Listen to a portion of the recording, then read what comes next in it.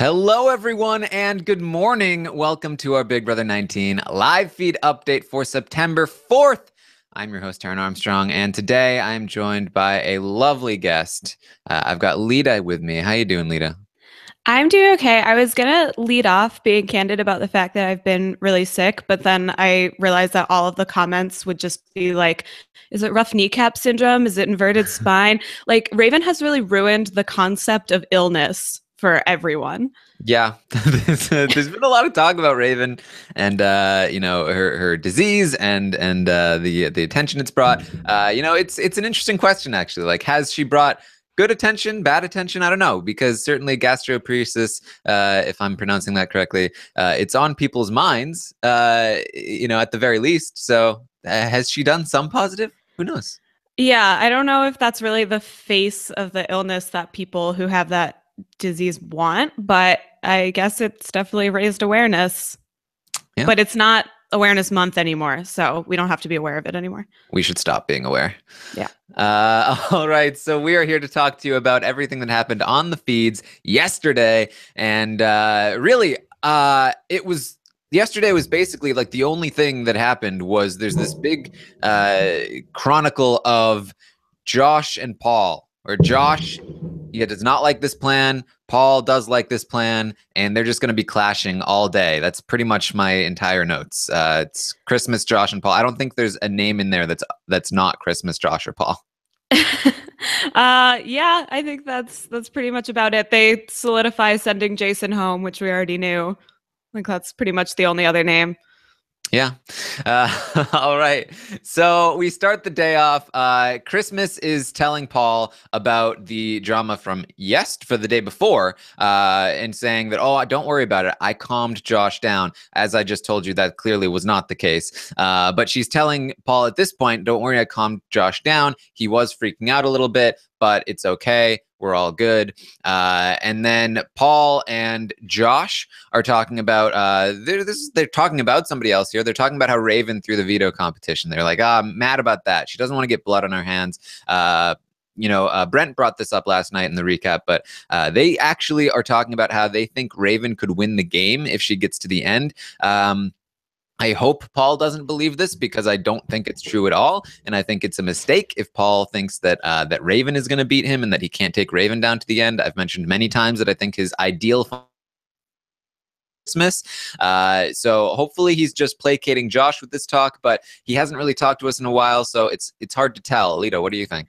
Yeah, I'm sure that this is just placating him because the people that he lists off as the definite jury votes for Raven are Cody, Mark, Elena, and Matt.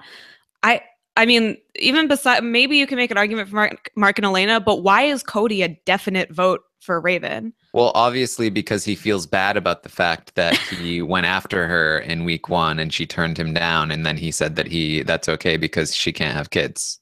Right. It's his guilty conscience. That's what Cody's known for. But yeah, so the people he lists off are completely just unfounded. So I don't think he believes that at all. He's just saying like, look, she has 4, like for sure. So we have to get her out. But yeah, I really doubt that he's gonna. Yes. So then the conversation shifts. It goes from Raven to this plan. Because Paul has been made aware now that Josh was feeling even more sketchy about this plan than he had previously thought. Christmas just told him earlier in the morning. So they're talking about the plan. Josh is saying, and don't worry about it. I'm okay with it. Like it seems as though the Christmas talk worked. Josh is saying it's fine. Paul is even doing his thing that he does where now that he's got Josh convinced, he's like, well, I could not use it if that's what you really want. And Josh is like, no, no, no.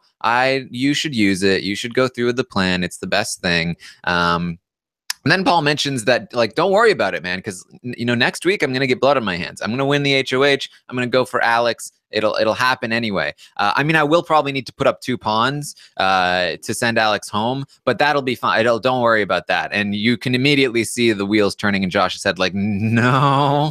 Yeah, No. Josh doesn't think he has the votes to stay if he's one of those pawns. Mm-hmm. And yeah, this is Christmas's whole thing is that she's like, well, Paul is going to get blood on his hands this week, but even if he doesn't, he's going to totally expose himself next week. It'll definitely happen. And Josh is not so sure of that. But Christmas's whole logic is just that like it'll happen. But then at the same time, she's like, well, we don't want Paul to be exposed because then we'll also be exposed. And it's just like constant, like just a logic to fit trusting Paul for any given scenario for Christmas. Well, but here's the thing, right? Because you can look at it from Christmas's perspective and you can see why it makes sense. You can see why it makes sense from Paul's perspective as well. Like he does make a compelling logical argument in terms of keeping the three of them safe. The thing that Josh refuses to bring up in front of Paul is the jury vote thing. And that's why it's bad for Josh. This actually is a good move for Josh in terms of keeping himself, Christmas, and Paul safe, because Paul is completely correct. If he manages to keep Alex on his side, he can convince her to do anything. And that includes potentially throw the HOH to him. And even if she doesn't, he can absolutely convince her to put up Kevin instead of one of Christmas or Josh, in which case Kevin would go home. They would be safe. They could go after Alex the next week. It is actually the best move for that. The problem is, and Josh is aware of this, although he's also a little bit paranoid in some other areas that he's a little bit wrong about, and we'll get into that, but he's aware of the fact that this is not good for his jury chances because it really makes him look like a fool. The fact that he is the one out in front taking all the heat. I think he can remain safe from it, and that's Paul's argument, but he's not going to look good in front of the jury if he does this. He's not only going to piss these people off, but he's going to look like a tool being used as opposed to the person who is using people to do things. And that's, the part that he can't bring up to Paul because he feels like that's too selfish, I think. So I think it's a very tricky situation. We talk about these things all the time in the Big Brother house where it's like you have valid arguments on either side, but you can't bring up all of the arguments to the other person because you're trying to keep that to yourself. So you end up just kind of running in circles. And that was yesterday. Yeah. And Christmas is super not entertaining these ideas from Josh either. I think at one point she tells him, like, are you playing for jury votes or are you playing to win? It's like, Christmas, come on. Like, they're not mutually exclusive.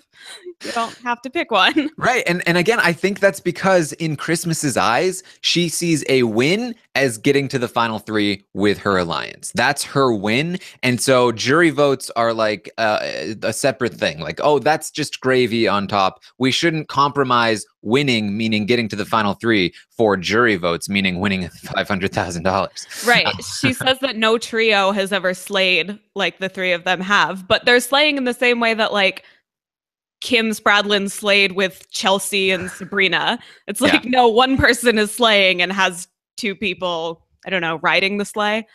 Yeah, there was a great post on Reddit that was like, oh, that's cute, with a picture of the brigade, who of course made it to the final three. Yeah. So yes, so this is really, I think, the source of the conflict. So Josh, after this conversation, he runs up to Christmas, tells her again, like, this is all in Paul's interest. We should not be doing this. It's not good for us.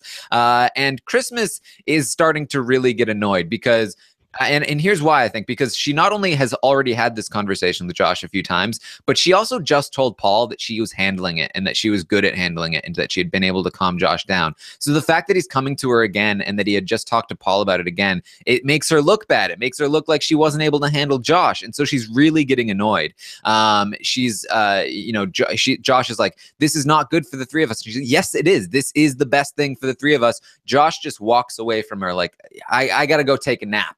And that you do not walk away from Christmas.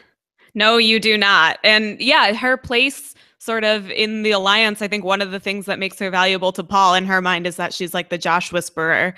And she's like, I'm the only one who knows how to do this. And you're right. I feel like she feels undermined by this. And just for them to be having this massive blow up because he's being like minorly disrespectful to her when she just had this whole thing with him about how like, we can't start shooting at each other. We can't start turning on each other. Like, it's just, Christmas, I know, has overreacted a little bit in the past, but I think she needs to keep her lid on here. Yeah, she really was annoyed that Josh like walked away. Simmons G in the chat said her condescending voice came out, and Whitney says her angry voice came out. She's got some voices. Yeah, Christmas, and again, like Christmas, I've talked about it all season long, where she's just like, she's such a weird player because she has such strengths in the game. She is the Josh Whisperer. She can convince Josh of things more than anyone else in this game. She has great one-on-one relationships with people. And when she has conversations that are one-on-one, it's really, really strong stuff. She has a decent mind for strategy. She really is in a pretty decent spot here, largely because she got injured, but you can't take away the social work she's done. But then also she has these random absurd blow-ups and like hang-ups and just like completely condescending to people. Later in the day, this is something that happened outside of this whole Josh Paul thing. Kevin was talking about how he was annoyed because Raven was going around asking everyone if they wanted a sandwich, and she didn't go to him. And he was complaining, why? How come I don't get a sandwich? How come I don't get offered a sandwich? That's how you win Kevin over. If you're a woman, you make him food. Well, I to be fair, I think it's if you're anyone, make him food. So Kevin was annoyed because Raven was not making him a sandwich, and then Christmas, I guess for whatever reason, overheard what he was saying and thought that he was talking about her. So she just starts aggressively questioning Kevin, like, "Were you just talking about me? Did you just complain that I didn't make you a sandwich?" And he's like, No, I didn't. What are you talking about? Maybe Christmas was just outraged by the feminist overtones of a man asking a woman to make him a sandwich. I think I guess Paul was the one that went up and told her, but it was ridiculous. Like she was so aggressive in this conversation and so wrong. Like Kevin had to be like, "Jason, did I say Christmas? No, I said Raven." And Jason was like, "Yeah, he was talking about Raven." And at Christmas, she just gets so annoyed, and she just takes it out like the smallest things on people. Like this is very reminiscent of the "Are you gonna go swimming?" Conversation, where it's just like, why do you need to blow up on someone like that? You're just like, you're killing your social game. You have a very strong chance of making it to the final two, but if all people can remember about you is that you blew up on them for no good reason, how are they going to vote for you? Yeah, when you make a BB-19 blockumentary, you can call it So Aggressive and So Wrong. I think that about sums it up. I guess so. So yes, Josh eventually comes back to Christmas, and she chastises him in the condescending, angry voice. "Don't you walk away from me? You're a grown man. Don't act like a little child. That's not behavior for an adult." She's like the worst teacher you had in lower school. Yeah. Who's like really strict, but not even a good teacher. Yeah, it's all about the strictness and not about the learning. Yes. So Josh tells her about this plan that Paul has to put up 2 pawns if he wins HOH next week. Christmas does say, well, that's not a good idea. He should just nominate Alex straight away. At which point Josh says, well, good luck trying to convince Paul not to. He's very much he's very much come around to the idea that you can't convince Paul to not do what he wants to do, which is like very opposed to the perception that Paul is trying to put out of himself, which is, I'm asking you, what should I do? And Josh is the one that's being able to see through it right now because he actually has an opposing plan. He actually disagrees with Paul's logic, and he's not able to make any headway. So Josh then goes to Paul.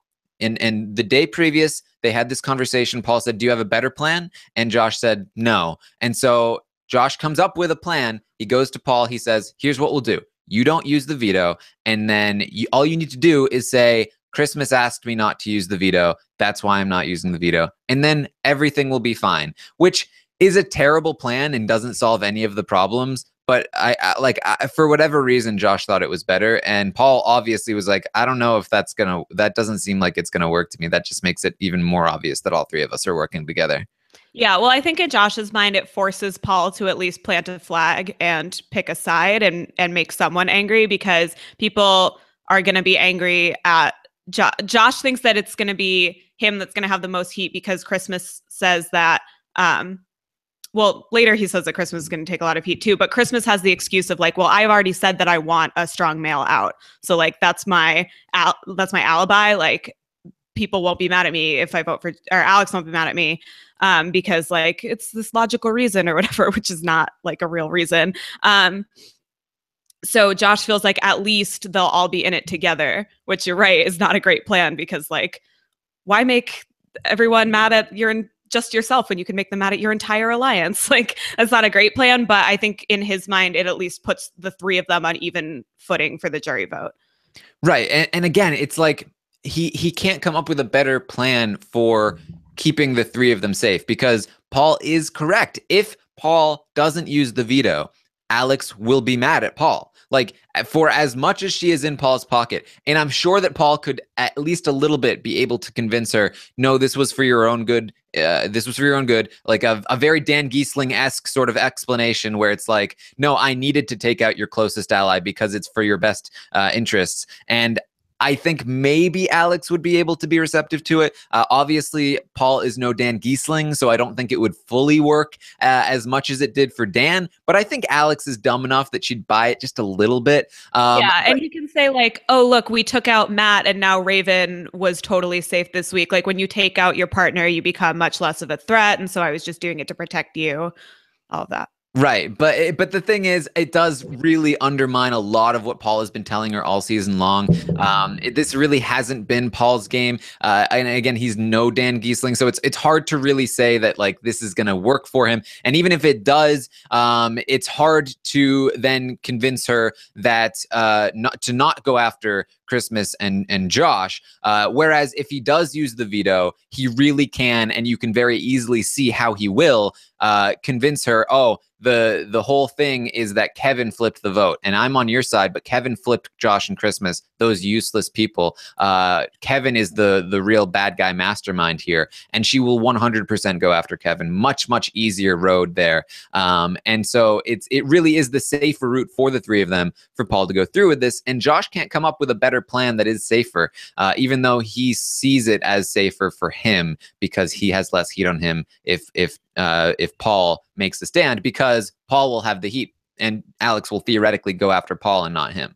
Yeah, and not using the veto would not only undermine what he's been telling Alex all game, but it would undermine what he told her like yesterday or today, when he's saying like, oh, let's just totally blow up Kevin's game. Like, how funny would that be? Like, he's explicitly told her that he's like really excited to put Kevin up and get Kevin out.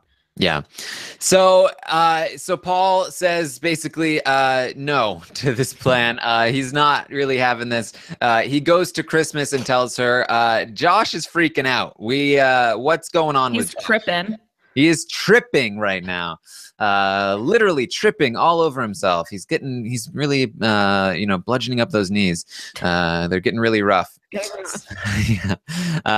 So Josh ends up joining this conversation, and tries. They're all having this conversation. All three of them. They're trying to convince Josh that this is the best way to go, and Josh is trying to convince them, no, this is the best way to go.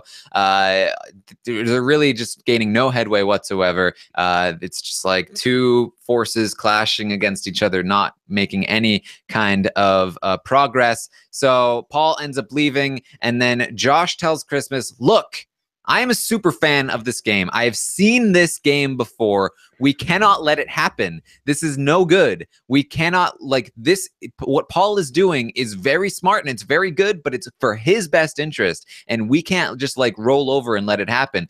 But Christmas is just over it at this point. She is so done with Josh and his what she calls paranoia. She's just like, whatever, just decide. I'm over it. Yeah. And not only does he know that they can't let Paul do this because he's a super fan, but he knows that there's a double eviction coming because he's a super fan. Plot twist.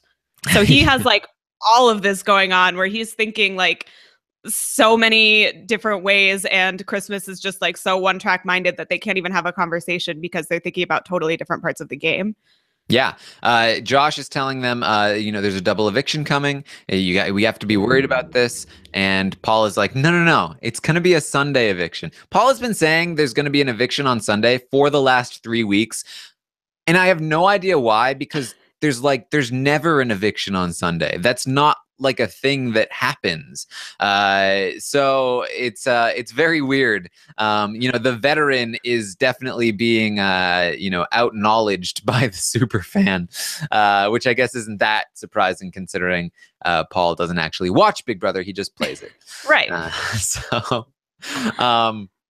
So, Josh is trying to break through the Christmas. It's just not happening. He talks to Paul again. Paul tells him, dude, you're being paranoid, just like you were in the early weeks of the game. You need to chill out. Remember what I told you then? Just calm down, play dead, shut up, and listen to me. Like, Paul is really starting to get annoyed about this. And Josh is just like, I'm not. I haven't been paranoid since then. I'm right now. You need to listen to me. But again, it's just getting nowhere. Yeah.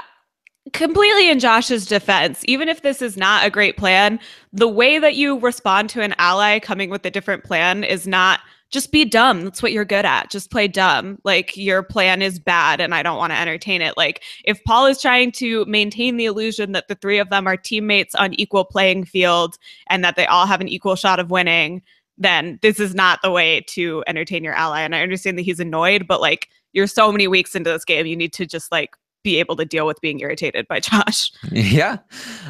So Josh ends up talking to the cameras. He's saying, I cannot believe Christmas is buying this crap. It's no good. She's smarter than this. I see through what Paul is doing right now. I don't even know why he's bothering to claim this is for a team. Why doesn't he just say, I'm playing for myself at this point? It's ridiculous. And this is where, again, like, Josh is thinking somewhat correctly in that this is bad for his jury game, but it isn't bad for his getting to the end game necessarily, at least right now, because he doesn't really have a whole lot of other options. And he does have sort of a misconception of what's happening here. Paul really does want to take a shot at Alex next week. I think Josh thinks that he doesn't, but he actually does.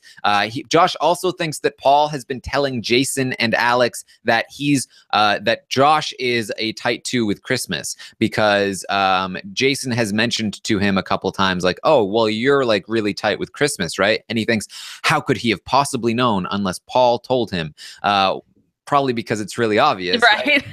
I mean, everybody knows. But he's convinced that Paul has been leaking information. And so he really feels like Paul is playing him even more than he actually is. And this is where I think he's getting in trouble, because obviously Christmas isn't going to buy into that. And also there's this dichotomy where he's also saying, I trust Paul implicitly. I'll never turn on Paul. He says, you couldn't pay me to turn on Paul. That said, I am so fed up with everything he's doing and I'm not going to let him do it. But also I'm never going to turn on him. Right. It's like, it's a very, very weird situation. Like, it's very much a half measure, right? Like, he sees that this is not the right thing to do, but instead of like trying to make something happen outside of this, he's trying to like be like, I don't trust Paul, but I do trust Paul, and I want to like go against what Paul wants, but I also want to stick with Paul till the end. And it's just like, that's not going to work. You cannot do that, especially with like you're saying you're a super fan. You've seen this kind of game before. Do you know what happens when you question people like Paul, like Derek, who play the dictator game? You get cut because they cannot show anybody else that they are able to be questioned. And they have plenty of other options in terms of people who will not question them. So if you're going to make a move against them, you cannot miss. You need to gather up your forces. It needs to be a killing stroke. And I really feel like Josh is making a mistake here. I think Paul has to be worried at this point, and he has to start to be thinking, he has to be starting to think that I need to start taking out Josh, maybe even sooner than I anticipated. Yeah, and you don't even need to go back to a previous season of Big Brother to see this. You can just go back to Mark talking to Jason over chess, like just bringing up this idea, which is that like you can't just float this idea without a solid plan that could potentially work. You can't just be like, what do you guys think about this? Because then it gets back to Paul and then you're completely screwed. Exactly. You're the traitor. Yeah. And so, I mean, really, if we're looking at like what Josh needs to do, right? Like, I think he needs to let this one go. I don't think he can do anything about it. Paul has all the power. Christmas has all the power. They've decided what they want to do, and he doesn't have the social capital to convince them otherwise. He doesn't have the social capital to convince anyone else otherwise. He needs to just let this one go, and then as soon as possible, just gun for the HOH and just take Paul out. That's really the only thing he has left. Like, he needs to take Paul out. You can do it. You probably can't do it in the double, to be honest. They probably won't have the votes to take Paul out, but you could do it at Final 5, at Final 4, at Final 3, win the veto at Final 4, win the HOH at Final 3. Even just winning the HOH at Final 5 could potentially allow yourself to do this, or be the single vote, and win the veto at Final 5. There's plenty of ways that you can do this at 5, at 4, at 3. You need to just hope that you can do that. He's locked himself into a position where he really doesn't have any other options. If he tries to go the social or strategic route, I think he's just going to fall flat on his face, and Paul's going to wreck him. I really feel like that's what's going to happen. Yeah, I almost wonder if Josh talking to the camera like this, where it's like, I'm on to Paul, I'm the only one who's on to Paul, but also I will never turn on Paul, is just him trying to like talk to America and get everybody on his side or something, if he just wants to seem liked, because he's like, well, people want, people who play independently, but people also love Paul. So I don't know if it's that. It just seems like such a strange thing to say, but like be so passionate about like, he's not a team player, he's only looking out for himself, but I will never turn on him. It really does feel like Derek talking to the diary room about like Donnie, like, oh, I love Donnie. I would never betray Donnie. He's the greatest, secretly trying to get Donnie out every single week. It feels a lot like he's trying to placate, like he's trying to justify it to someone, either to himself, like, oh, I would never turn on Paul, I'm not that kind of person.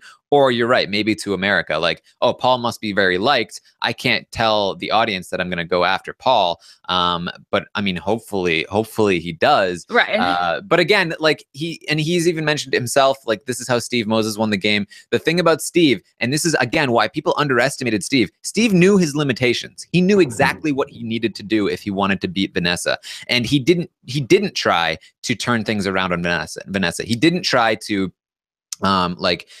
convince her to do things that were not in her best interest. He just did his best to convince her that he was loyal, that he was dumb, and that he would do whatever she wanted. And like the few times that he did try to go against her, like when she was up against Shelly, and then when it was him or her to go up on the block as a pawn when Austin was HOH, he lost. And he recognized that, man, I can't beat Vanessa at this game. I need to do it some other way. And he recognized those limitations and he made a plan accordingly. I need Josh to be able to figure that out, because if he keeps trying to do what he's doing, I really think Paul is going to cut him much sooner than later. Yeah, I think in his mind, he wants to think of himself as a manipulator and an equal competitor to Paul. But Josh has certain strengths. He's just not totally sure what they are. Yes, exactly. So Josh is really concerned about these jury votes, and so he wants to tell Jason ahead of time that he's going to be voting him out. If Paul is going to go through with this plan, he says, the one thing that will make me feel comfortable is I get to talk to Alex and Jason first. I can explain myself to them, and then maybe I can retain their jury votes. Not entirely sure this is a great idea for Josh either, but this is what he feels. I think he really, at this point, he just needs to feel like he has some agency, like he gets to have some sort of say in what's happening here. So he goes to Paul and Christmas, and he pitches this plan. He asks Paul straight up, I mean, again, he should not be doing this. He questions Paul. He says, did you tell Jason about me and Christmas? And Paul's incredulously like, no, what are you talking about? Are you high? Are you insane? What, dude? He does his best Matt impression. Whoa, what are you talking about? What, dude, come on, homie. Oh my God. Yeah, he's not happy. He's like, no, why would you say that? Like, why would you question me about that? Why would I turn my back on you like that? And not only that, but you were saying to Raven earlier, you were saying Palmas in front of Raven, like me and Christmas are a thing, and like what was that about? Like, why? Like Paul completely turning it around on Josh. Like, you're saying that I said that you and Christmas were together. Meanwhile, you're downstairs, like, talking about Palmas to Raven. Like, that's no good. You can't be doing that stuff, man. So again, like, Josh really he's fuddling about with a hornet's nest here. Fuddling about, indeed. Yeah. Yeah, well, listen, you can't just go saying around Palmas when Paven is so obviously real and exists. Yeah, and posh. Oh, I like that one. I'm surprised Posh hasn't been used. Yeah, well, you can't just go around saying it. And there's It's a Pevin huge deal. and Palix and Payson. Oh, Payson is nice. Yeah, well, I think that Josh's plan to tell Jason how he's voting is, I mean, it's not the worst one. I think that it would be a really bad idea if he was voting for Alex. I think that she would get, real petty about it and she would blow up. But I think that it actually might work to retain Jason's trust in some way. Not trust, but, his good feelings. Yeah, and I do think that, like, Josh obviously has jury management to do with Jason, and that's what he's concerned about, right? Like, he needs to be able to explain his game to Jason, and I think that's what he's concerned about. He recognizes that this makes him look like a pawn, and he wants to convince Jason, like, look, I'm sorry, but it was in my master plan to get you out, and I was intricately involved in this, so that Jason can go and complain to the jury about how Josh is the one that took him out. And I think that's what Josh wants. I think he doesn't want. What he doesn't want is for Jason to go to jury and be like, that scheming Josh turned on me because of somebody else telling him what to do. So, again, it's not the worst thing in the world, but you got to be careful about the way that you do it, because not only is obvious jury management probably detrimental to your jury management, but it can also lead to a situation where it ruins the entire plan. And that's what Paul is concerned about. He doesn't want Alex getting wind of the fact that, Paul is turning. And then if she goes to Paul and tells him Christmas and Josh are turning, then Paul has to go and fake the fight too early, and then it can get all messy. So they're a little bit worried about that. And what Paul tells him to do is, he's like, look, Josh, you just need to play dumb. You just need to play into, that's your character. You are dumb. You need to play dumb. Just shut up. Just be Josh. That is what has kept you safe up until this point. That is what will keep you safe going into the future. They don't think you're a threat. They think you're just dumb, Josh. You need to play into that. And that is absolutely not what Josh wants to hear. That's not what anyone wants to hear, ever. Like, hey, everybody thinks that you're dumb, so just be dumb. Like, that's not what any valued alliance partner wants to hear when they come to their alliance mate with, like, an idea, with a genuine, like, alternate strategy. Yeah. Especially Josh, because Josh is very sensitive to this idea that like, he knows that that's how people see him, and he hates that. And that's part of why he doesn't like this plan. It's because it makes him look like the person that's dumb, that just shuts up and does his job. So this is not the right way to handle Josh. But Paul just doesn't like the idea of Josh giving Jason or Alex a heads up. So ultimately we end this day with just like these people, Josh and Paul, they just keep clashing. Josh still does not want to do this. The veto ceremony is going to be coming up today, and we're going to see what happens with that. And we may ultimately see Josh come around to Paul's plan, or we may see him do something crazy to try to counteract it, like go to Alex and Jason and blow the whole thing up, which I do think is a possibility. I can see him thinking that, well, Paul wants to do his thing, I'm going to do my thing. And I'm not going to turn on Paul, but I am going to out him to Alex and Jason. I think that's theoretically possible, so stay on the lookout for that. But other than that, there's really not a whole lot left for this week. Yeah, and just one more thing about, like, the playing dumb thing. I think that it's such a unhelpful thing to say, or such, like, an inciting thing to say to Josh, because it's both a personal and strategic insecurity. Like, I think on a personal level, he does not want people to think that he's dumb, because that is how he's been perceived.